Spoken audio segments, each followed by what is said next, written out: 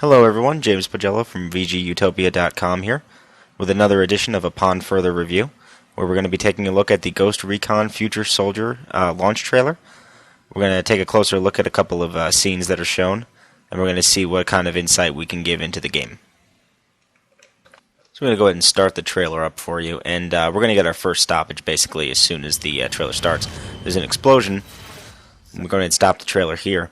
And we can see that this is a briefing for the ghosts, and we can see the green text at the bottom left is that it says DEFCON 2. For those of you who might not know, DEFCON means Defense Readiness Condition.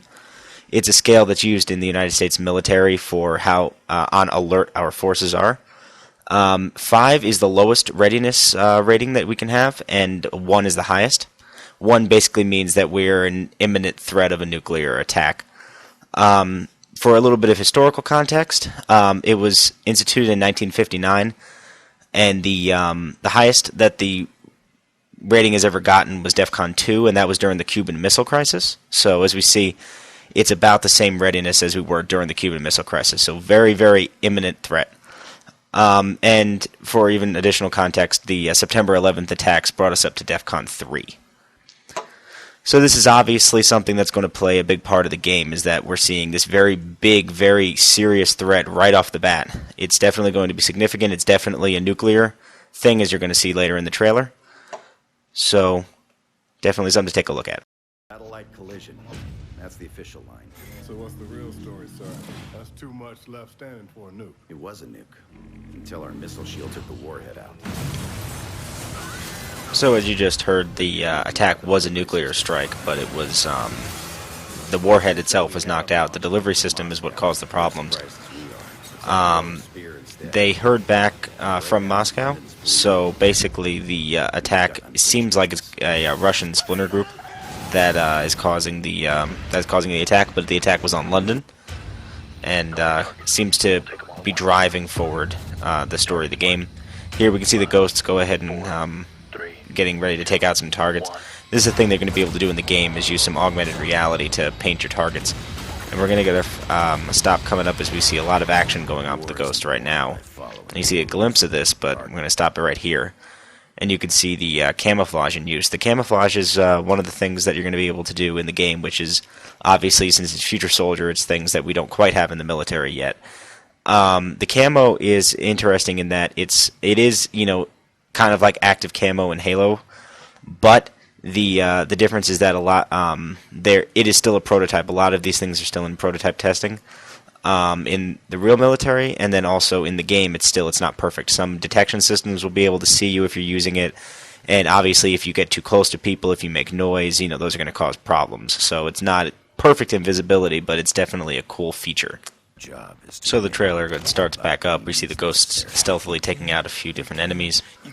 There's a drone we'll see later, but we stop it right here, and we can see one of the ghosts. We see the back of him, but the more important part is up on the top left. We can see clearly Nigeria, which is definitely the setting. This is most likely where we saw the ghosts taking out those couple of enemies earlier in the trailer. Nigeria is definitely has been confirmed before as one of the places that the ghosts are going to go to in the game. So it's just a confirmation of that, and that's what it's going to look like in the trailer.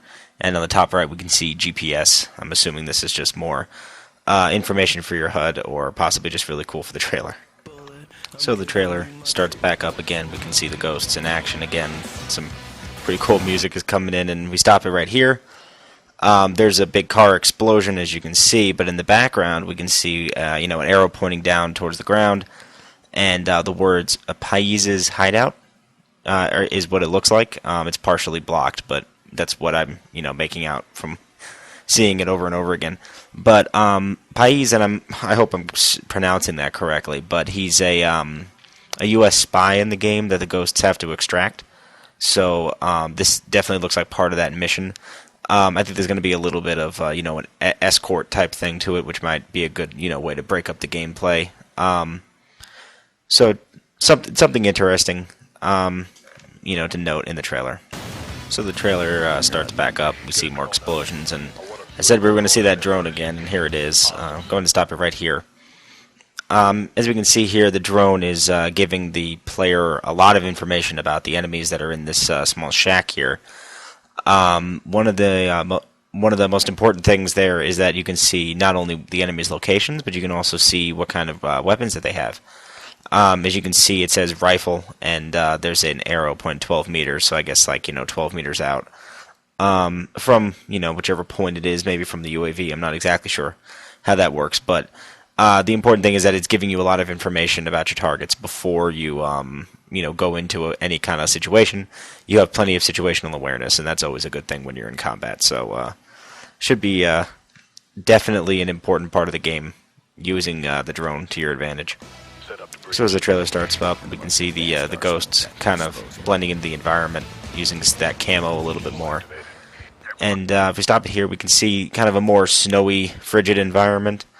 We're guessing probably because of the writing that this is Russia, or some area around there, because as we heard earlier in the game, earlier in the trailer, there was a mention of a splinter group in Russia, and that Moscow is where they got their first intel about the strike. So it's a pretty logical assumption that at some point you're going to be somewhere in Russia, or at the very least with some Russian enemies from this splinter group that caused the attack on London.